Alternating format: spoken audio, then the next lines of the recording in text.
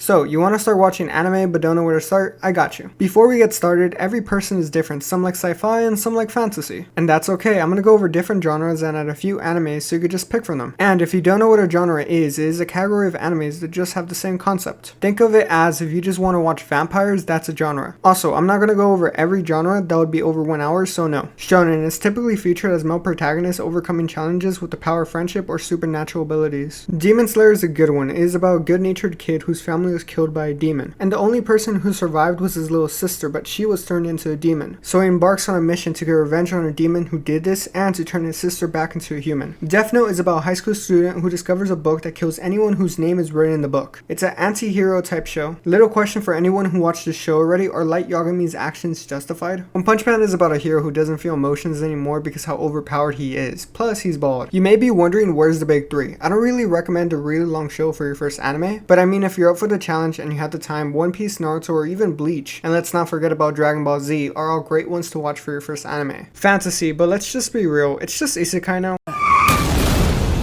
Overlord. It starts with a game shutting down and the main character is waiting for the shutdown. As he's about to go to sleep, he ends up in another world. His goal now is to try to find people from his guild so he won't be lonely. And let's not forget about world domination, but you know, that's just a side project. Fun fact, the author used to play D&D when he was in high school. Okay, if you don't want to watch an isekai and only fantasy, check out Frieren, Beyond Journey's End. The main character is an elf who's 1,000 years old. Hell no, man, what the fuck? Wait, before you come at me, no, this is not that kind of show. It's actually lighthearted with a focus on her developing as a person and the people she meets along the way. It's interesting to see the difference between how she views time compared to us. We'll stay for a decade or so. We're staying 1 week at most. Okay, let's get back to isekais. Konosuba. This show is really funny, but that's not just what makes this show great. It feels like they're real friends with their own unique quirks to them. It doesn't feel like they're one-dimensional. No, I'm not talking about My Hero Academia quirks. Also, the main character is not overpowered, which is nice to see. However, Grimgar of Fantasy Ash is better at showing how most people react in an isekai situation. Let's be real, most people ain't survival experts. We're probably gonna go out from malnutrition or diseases. And even if you do survive, now imagine trying to fight a goblin with no special abilities. I'm not saying you can't, but I will bet on the goblin to win. If you want to watch normal people get isekai, this is really accurate to what the show's about. Sports. If you don't know what this is, you're probably a Genshin Impact player. Haikyuu is about a kid who wants to play volleyball, but there's no team in his middle school. But that changes when he goes into high school. It's an underdog story with intense volleyball matches. Kuroko basketball. The center of attention in the show is about the generation of miracles and how overpowered they are. The main characters have to try to overcome them and take first place in the Winter Cup. If you like boxing, you should watch Fighting Spirit. I thought it was called Hajime no Ippo, but I guess I was wrong. If you like old school animation, check this one out. Personally, I think it's a hidden gem. I'm gonna add 2 more. If you like soccer, check out Blue Lock.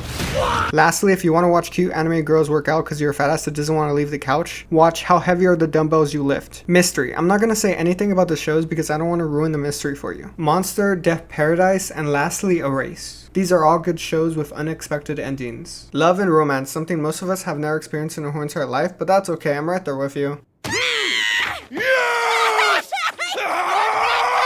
Love is War. This is a slow-paced show, but a really good one to watch. They're both really prideful, so they use mind games to try to make the other person confess their feelings. Whoever lets their guard down first loses the war and their dignity. Gamers, at face value, it looks like an anime just about high schoolers playing video games. And you're right. But it quickly turns into a love pentagon with a fuck ton of miscommunication. It's one of those shows you start watching before bed, but then you just don't sleep at all. It really absorbs you into the show.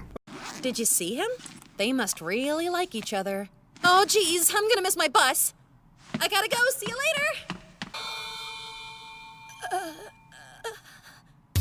Thank you for the invite, but I think I'm done with the gamers meetup for the rest of the Right there with you, Tendo! I came up with the damn thing and I never want to do another one as long as I live! Okay, if you don't want mind games or miscommunications in your show and just want something more simple, horimiya is a good one to watch. It has drama but not too much, and it focuses more on the character's growth. Next up, comedy. Why did the anime character go to the beach? To catch some tsundere. Ooh, you suck! First up, Chio's Way to School. It's as the name implies, it's about a girl going to school and her adventures that she makes while going there. Good luck, girl. The main character is really lucky to the point where the god of poverty comes to take her luck away. But she's so lucky that the god wasn't able to take her luck. So the god ended up living with her until she lets her guard down. The back and forth between these two characters is really funny. Handa-kun. The main character thinks everyone in school hates him and wants to bully him. But in reality, he's one of the most popular kids in school and it's all just in his head. I want to say hi to him, but I just can't. Now we're talking about sci-fi, futuristic advancements, or even dystopias. Akudama Drive, I probably mispronounced it really bad. A honest girl ends up getting in the middle of a jailbreak. This show is like a roller coaster. There's way too many twists and turns, but in a good way. Okay, I have to be honest, every sci-fi show I have watched has ended very sad, so honestly, I didn't even know what the fuck to pick. Next up, Cowboy Bebop and Neon Genesis Evangelion. Also, these two shows here I haven't watched, but I heard good things about them from friends, so you're probably gonna find a hidden gem, or you're just gonna get scarred. So you made it this far, and you want to watch ecchi, also known as perverts and degenerates. Okay, you're probably gonna become cultured if you start watching this. Anyways, follow me. Okay, here we are. High School DxD. I'm not gonna go into the details, but have fun with the show.